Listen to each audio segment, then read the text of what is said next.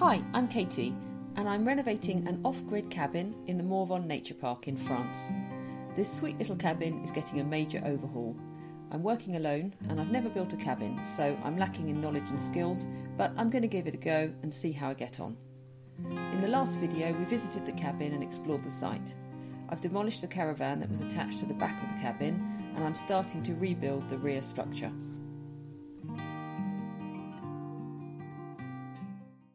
It's the 15th of March. Today I'm trying to set out the foundations for the new extension on the back of the cabin. I've got no idea how I'm going to do it really, so I'll show you what I've done and then we'll see how it works out. Right, so there's the back of the cabin. There used to be a caravan attached to the back. You can basically see the shape of the old caravan on the wood. There's the old foundations which are still there from the sighting of the caravan, and I'm just put some posts in the ground with some string. I'm just trying to line up, square up the back to see where the new foundations need to go. So essentially the technique I came up with to work out where I need to put my blocks to is I put a nail in the bottom of the beam that runs along the back. That gives me the height this end, and then I've attached the string to each corner post. And then I've just gone round with my level until I've found the level on each side. And then I've gone round with my square and on my measuring tape, made sure I've got the same distance. It's just over 3 metres from the back of the chalet and just over 4 metres across the back section, which tallies up with this side here. So, after a lot of time measuring and hoping I'd got it right, I started digging and made 3 new concrete footings in the ground. They'll take the weight of the rear beam on the new floor structure. The weather in March has been really spectacular, with the spring sunshine warming the air, so I've also spent a lot of time just enjoying being outside, with a bit of warmth coming back to the land. Some sheep have arrived in the field. It's a herd of freshly shorn, heavily pregnant ewes that are happily waddling around looking fit to burst. There's one youngster and one black one. Bit by bit, they've got used to me being around. They're quite fun to watch. You only need one to make a move and the rest follow. Which is exactly what happened when I arrived to find them in the garden. What are you lot doing here? Bloody sheep.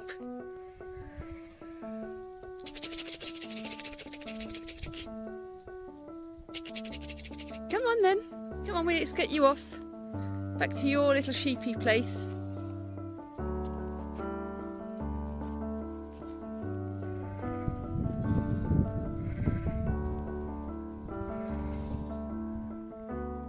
Come on.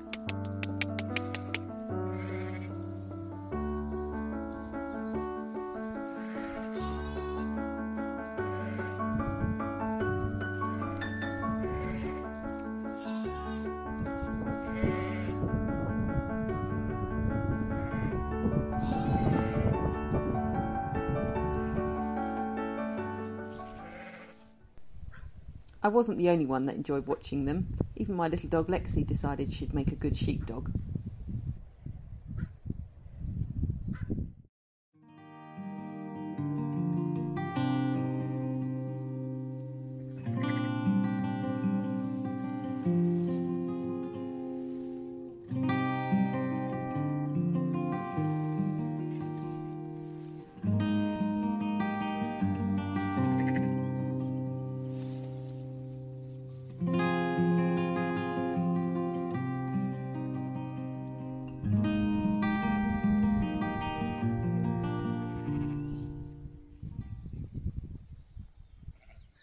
In case you were wondering, the black one had twin white babies.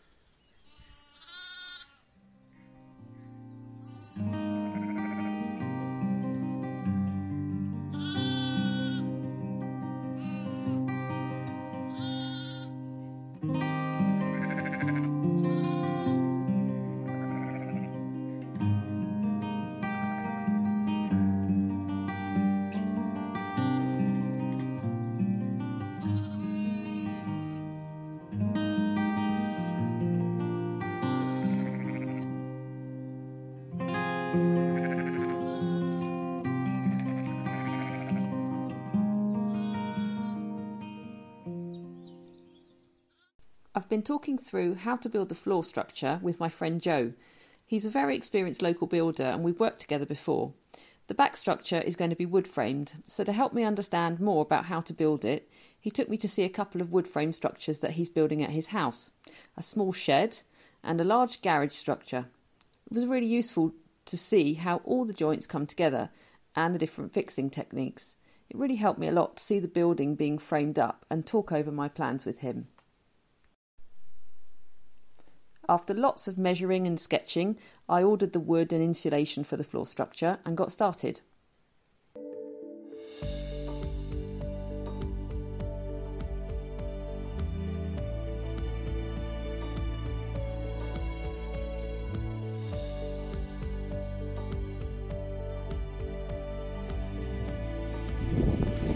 It's mid-May, things have moved on.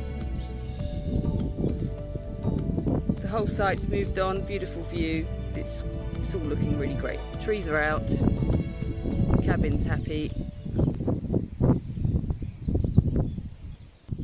I've set myself up with a little summer kitchen, which not kitted as yet, but I've got a dry space to work in case it starts raining, and it'd be a nice place to sit and have a cup of tea.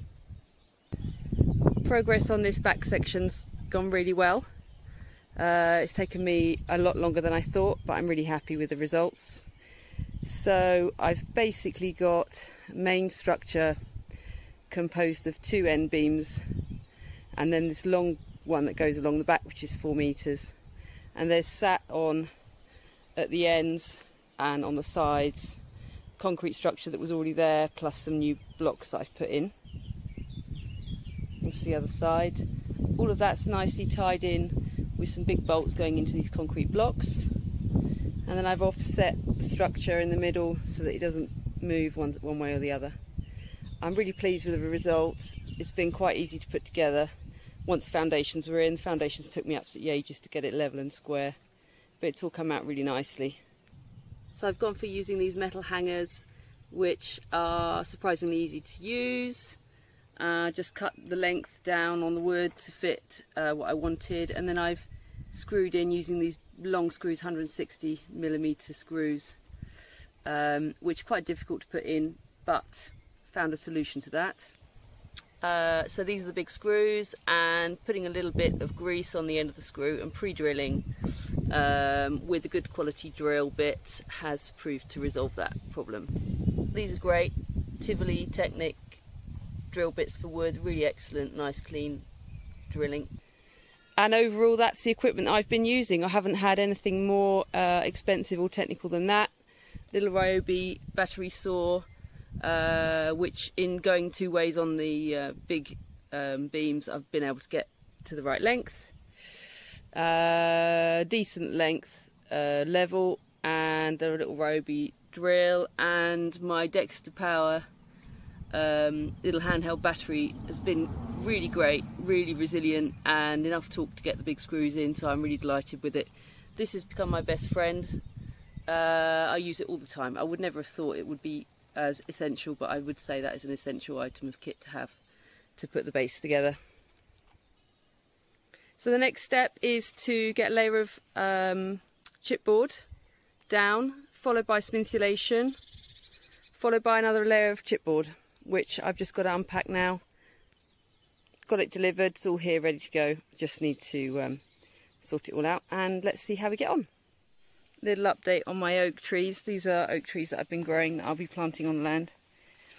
Grown from some little oak acorns collected from a local lake. They were lying in the edge of the lake and they'd all started growing, so I've put them in pots. This is year 2 of their growing cycle, doing really well. So just watered them again today, and at the end of the summer, when we're sure that it's going to rain regularly, I'm going to plant them.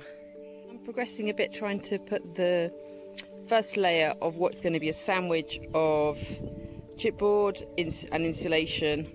See, this one I haven't yet done. Very easy method, it's coming out really well. Basically I just sit it over the edge. I have centered it with a beam on this side. This is the first layer and it's not going to be the main structural floor, so I'm just lining it up with the beam there.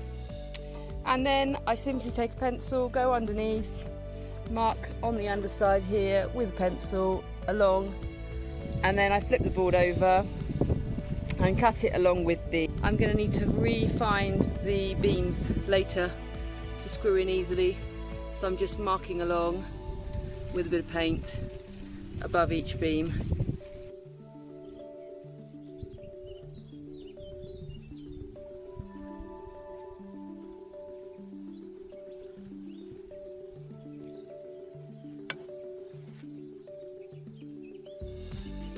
And I'm going up because my floor level is going to cover in the next round here, so I'm just going up a little bit so I've got a clear idea of where everything's going to go. I've also marked where the end beams join. I know it's pretty clear in terms of where the screws are, but the screws aren't always 100% central, so we've got a nice clear indication on the end of each beam before we cover it up where the main structural elements are.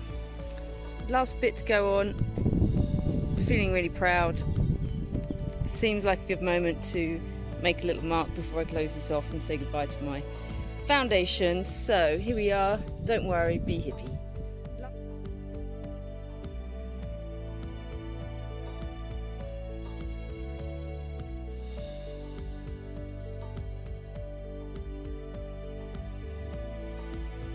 I've now built the next section.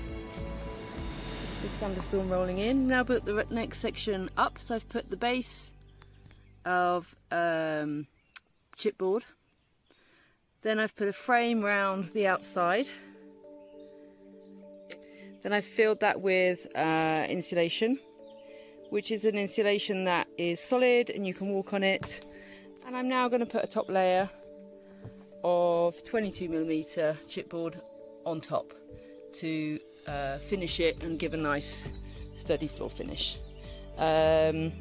Why have I done this? I am plagued by mice in the front part of the chalet, and I want to be 100% absolutely sure that I'm not going to get a mouse invasion from underneath or from any of the little holes that run between the back of the chalet, the old and new parts. So the insulation is going to be completely sandwiched in with no access whatsoever for a mouse, unless he's determined to dig through the chipboard, which is always a possibility. So yeah, that's the next part. I'm really pleased with it. It's been easy to put in. These panels have got really good insulation quality, not massively ecologic, but quick and easy to fit, and good for this setup where there's quite a lot of humidity here in the winter.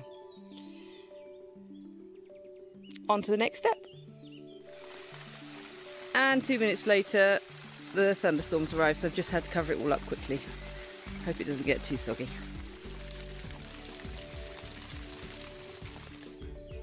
So next step's completed. I've put the 22mm chipboard, which is going to be the main structural floor, inside. It's sandwiched with the beams with the insulation inside. And the next step is to put in these big screws, basically to tie it all together all the way around and make it really solid so that nothing moves on any of the layers. But overall it's feeling really great, it's feeling really solid and good. So I'm happy with that. After that, I'm going to try and take down some of the boards on the back, find the structural elements of the original chalet, and then work out what I'm going to do in terms of roof structure and putting my walls up, which I'm really looking forward to. So I just wanted to say a couple of things about the process of getting to this point. I've had some help and ideas from a whole selection of different people, from the guys in the building materials shop to a friend who I've worked on another project with, to help me work out the size of the beams that I needed to buy, how I was going to put it all together, the technical side of it. And my advice to anyone that has never done a project like this before, which is basically where I'm coming from, is I felt at times a bit embarrassed going into the shop and asking questions which on a project which clearly I didn't really have a definite plan as to how things were going to work out. and also I'm living in a pretty rural part of France where building and structural work is really definitely still seen as a man's job. And so I felt a bit uneasy asking questions in some of the shops, feeling a bit ridiculous. But for anybody out there who, like me, is a complete novice and doesn't know where to start, the overall guy's been really helpful. Try and listen to the answers as closely as possible and take on board what they're saying. I got frustrated a couple of times trying to order materials because I went with a plan of what I thought I wanted to do, and then it ended up changing. But be flexible with what you're trying to achieve. Listen to what people have got to say, and yeah, don't be embarrassed to ask questions, because over time I've realised that it's not just me that doesn't know what they're doing. And also it's a bit like going to the hairdresser. You know, one person says do it that way, and another person says, oh no, you don't want to do it like that. And so you just have to kind of listen to it all and take it on board and try and work out what you can do yourself. So the decisions that I've made with regard to the foundations and the equipment and the building out of the ground structure has all been based around what I can physically do on my own as a relatively small and not very strong person. For example, I've ended up buying multiple bags of 10 kilograms of concrete mix rather than 1 or 2 big bags of 35 kilogram concrete mix. On the beams, most of the time I'm able to move them on my own. So everything that I'm doing, you know, for some people watching it might not be the quickest way of doing things, but it's all got to be done in a way that I can manage to do on my own, because that's the point of the project for me, is to accomplish this really without much other physical help. So so far so good. If you've got a little project in mind, give it a go. It's good fun, and I feel already that I've learned a lot. So anyway, that's what I wanted just to add at this point. Got my little furry friends relaxing with me as well. This is Amy and Lexi. Birdie's around somewhere. She's gone off foraging. Oh no, here she is. Here's Birdie. It's a completely stunning day here. Absolutely beautiful. Quiet. There's hardly any sheep left. They've all been moved on to another field, but there's more food. And it's just stunning. View's absolutely lovely. Birds, and it's just paradise.